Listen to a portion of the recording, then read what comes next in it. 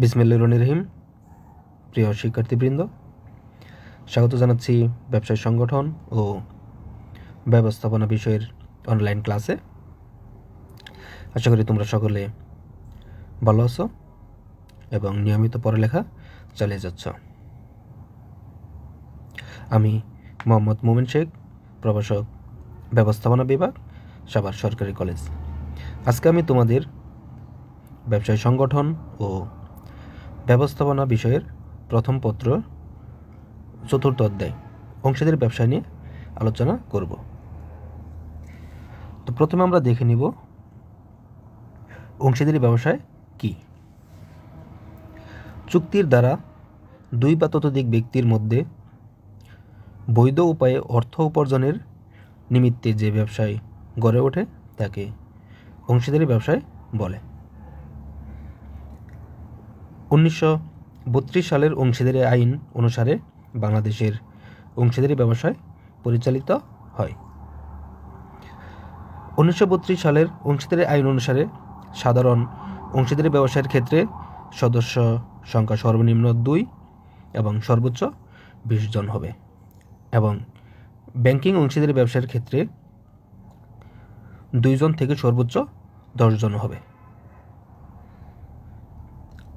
চুক্তি অংশীদারি ব্যবসায়ের মূল ভিত্তি। চুক্তি ছাড়া কোনো অংশীদারি ব্যবসায় হতে পারে না। অর্থাৎ আমরা ওই ব্যবসায় সংগঠনটিকে অংশীদারি ব্যবসা হিসেবে গণ্য করব যেটি চুক্তির মাধ্যমে সম্পাদিত হয়ে থাকে। যদি চুক্তির মাধ্যমে সম্পাদিত না হয় তাহলে সেটি অংশীদারি ব্যবসা হিসেবে গণ্য হবে না। এ পর্যায়ে আমরা দেখে নিব অংশীদারি ব্যবসায়ের কী কী বৈশিষ্ট্য রয়েছে। তো আমরা প্রথম বৈশিষ্ট্য দেখতে পাচ্ছি সহজ গঠন। অংশীদারি ব্যবসায় গঠন করা অপেক্ষাকৃত সহজ। চুক্তি সম্পাদনের যোগ্যতা সম্পন্ন 2 বা ততোধিক ব্যক্তি মৌখিক বা লিখিত চুক্তি করে যৌথ মালিকানার ভিত্তিতেই সহজেই এই ব্যবসা সংগঠন গঠন করতে পারে। তবে সরকারি নিয়ম অনুযায়ী এই ব্যবসায় পরিচালনার জন্য ট্রেড লাইসেন্স সংগ্রহ করতে হয়। 2 নম্বর বৈশিষ্ট্য হচ্ছে একাধিক সদস্য। অংশীদারি ব্যবসায় সংগঠনে কমপক্ষে 2 জন সদস্য এবং সর্বোচ্চ 20 জন সদস্যের সংখ্যা হয়ে থাকে। তবে ব্যাংকিং অংশীদারি ব্যবসায়ের ক্ষেত্রে সর্বনিম্ন সদস্য সংখ্যা 2 এবং সর্বোচ্চ 10 জন হয়ে থাকে। এরপর হচ্ছে চুক্তিবদ্ধ সম্পর্ক। আমি একটু আগেও বলেছি চুক্তি অংশীদারি ব্যবসায়ের মূল ভিত্তি। অংশীদারগণের মধ্যে যে সম্পর্ক তৈরি হয় তা চুক্তি হতে সৃষ্টি। চুক্তির আলোকেই এই ব্যবসায় গঠিত ও পরিচালিত হয়। চুক্তি মৌখিক, লিখিত বা লিখিত ও নিবন্ধিত যে কোনো ধরনের হতে পারে।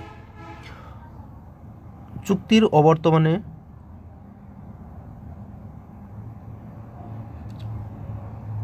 অংশীদারগণ ঋণের উপর 6% হারে সুদ পাবে।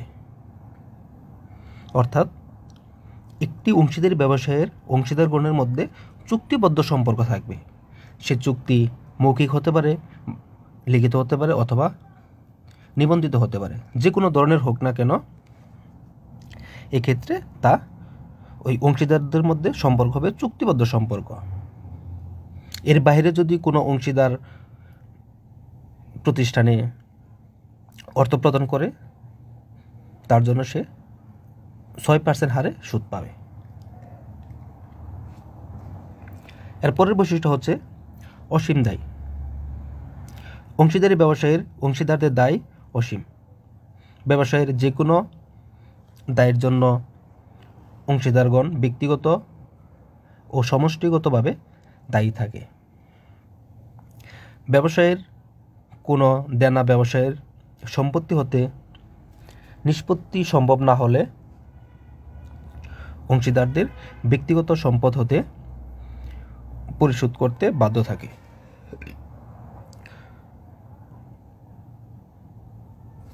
আবার একজন অংশীদার ব্যতীত অন্যান্য অংশীদার যদি দায় পরিশোধে অক্ষম হয়, সেক্ষেত্রে সকল দায় একজনের উপর বর্তায়। অর্থাৎ অংশীদারি ব্যবসায়ের ক্ষেত্রে অংশীদারগণ যে পরিমাণ অর্থ প্রদান করুক না কেন, এর পাওনা যদি তার বিনিয়োগকৃত অর্থের চেয়ে বেশি হয়, তাকে তার ব্যক্তিগত সম্পদ হতে ওই পরিমাণ অর্থ পরিশোধ করতে হবে।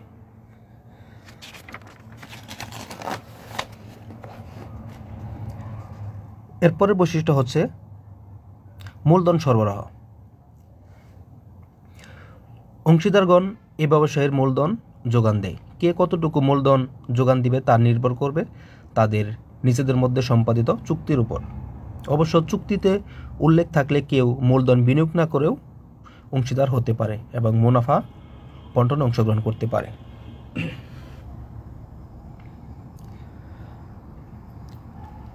এরপর বৈশিষ্ট্য হচ্ছে পরিচালনা। এক বা একাধিক অংশীদার অন্য অংশীদারগণের পক্ষে ব্যবসায় পরিচালনা করে থাকে, তবে আইন অনুযায়ী প্রত্যেক অংশীদারই ব্যবসায়ের পরিচালনায় অংশগ্রহণ করতে পারে। অর্থাৎ অংশীদার ব্যবসায়ের ক্ষেত্রে সকল অংশীদার মিলে একজন বা একাধিক ব্যক্তিকে পরিচালক হিসেবে নিয়োগ করতে পারে, অথবা তারা সকলে মিলেও পরিচালনা অংশগ্রহণ করতে পারে। লাভ ক্ষতি বন্টন। অংশীদার ব্যবসায়ের চুক্তি অনুযায়ী অংশীদারগণের মধ্যে লাভ লোকসান বণ্টিত হয়। অর্থাৎ কে কত লাভ ক্ষতি বহন করবে তা চুক্তির মাধ্যমে তারা নির্ধারণ করে থাকে। তবে চুক্তিপত্রে যদি এ সম্পর্কে কোনো কিছু উল্লেখ না থাকে, তাহলে সকল অংশীদারগণের মধ্যে সমান হারে লভ্যাংশ বণ্টিত হয়ে থাকে। পারস্পরিক আস্থা ও বিশ্বাস। অংশীদারি ব্যবসায়ের অস্তিত্ব নির্ভর করে পারস্পরিক আস্থা ও বিশ্বাসের উপর।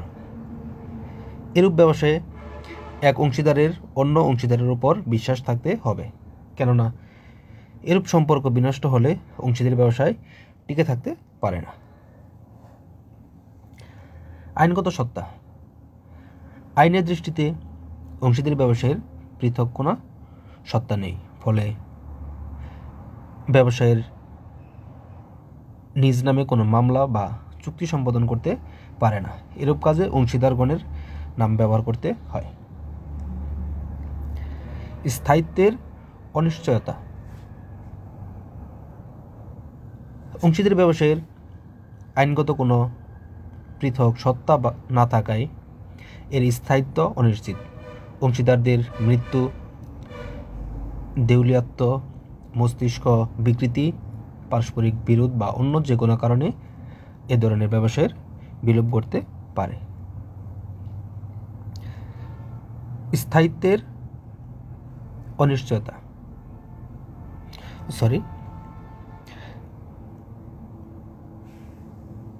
নিবন্ধন।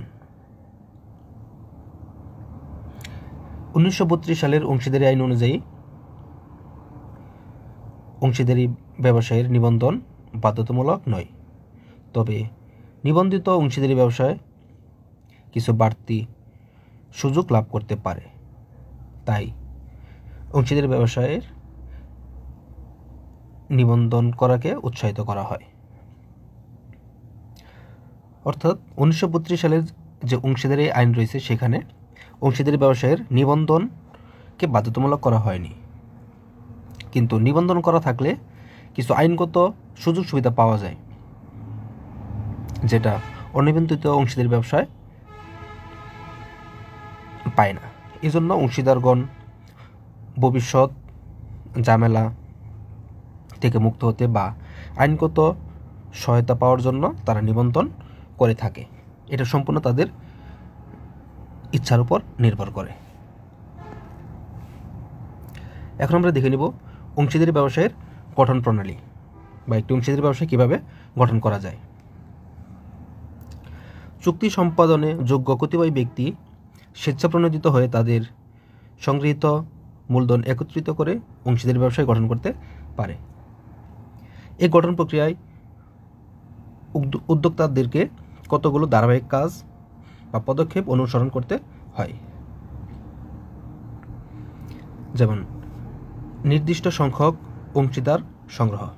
একটি অংশীদারি সংগঠন প্রতিষ্ঠা করতে হলে উদ্যোক্তাগণকে প্রথমেই অংশীদারি আইন অনুযায়ী নির্দিষ্ট সংখ্যক সদস্য জোগাড় করতে হয়, অর্থাৎ কমপক্ষে 2 জন এবং সর্বোচ্চ 20 জন, এবং অংশীদারি ব্যবসায় যদি ব্যাংকিং হয়ে থাকে তাহলে সর্বনিম্ন 2 এবং সর্বোচ্চ 10 জন অংশীদার সংগ্রহ করতে হয়। 2 নম্বর ধাপ হচ্ছে চুক্তি সম্পাদন। দ্বিতীয় পর্যায়ে অংশীদারি সংগঠন প্রতিষ্ঠায় একত্রিত ব্যক্তি নিজেদের করণীয় ও স্বার্থ সংশ্লিষ্ট ভবিষ্যৎ বিষয়গুলি নিয়ে নিজেদের মধ্যে একটি চুক্তি সম্পাদন করবেন। আমরা আগে আলোচনা করেছি যে চুক্তি হচ্ছে অংশীদারি ব্যবসায়ের মূল ভিত্তি। এই জন্য উদ্যোক্তাগণ এ পর্যায়ে এসে নিজেদের মধ্যে চুক্তি সম্পাদন করে থাকে। 3 নম্বর নিবন্ধন।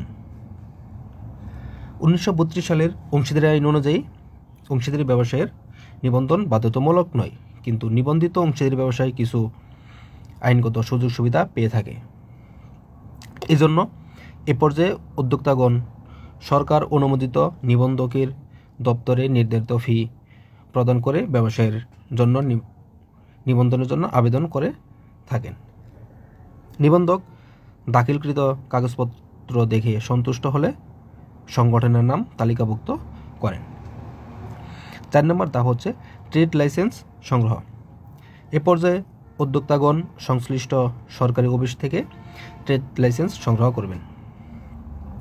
5 নম্বর হচ্ছে অন্যান্য সরকারি দপ্তরের অনুমতি।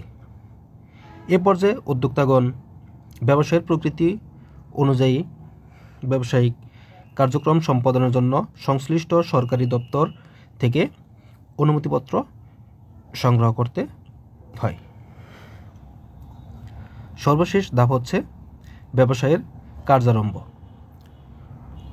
উপরোক্ত পদক্ষেপসমূহ সুষ্ঠুভাবে সম্পাদন হলেই উদ্যোক্তাগণ তাদের ব্যবসায়িক কাজ শুরু করতে পারেন, অর্থাৎ এ পর্যায়ে অংশীদারগণ প্রকৃতি অনুযায়ী ব্যবসায়িক কার্যক্রম শুরুর মাধ্যমে মুনাফা অর্জনের প্রচেষ্টা চালাতে পারেন। প্রিয় শিক্ষার্থীবৃন্দ, আজকে এ পর্যন্তই। পরবর্তী ক্লাসে আরও কিছু টপিক নিয়ে আলোচনা করব। আজকের যে পর্যন্ত আলোচনা করা হলো এর মধ্যে যদি কোনো টপিক বুঝতে সমস্যা হয় অবশ্যই কমেন্ট করে জানাবে। সবাইকে ধন্যবাদ। আল্লাহ হাফেজ।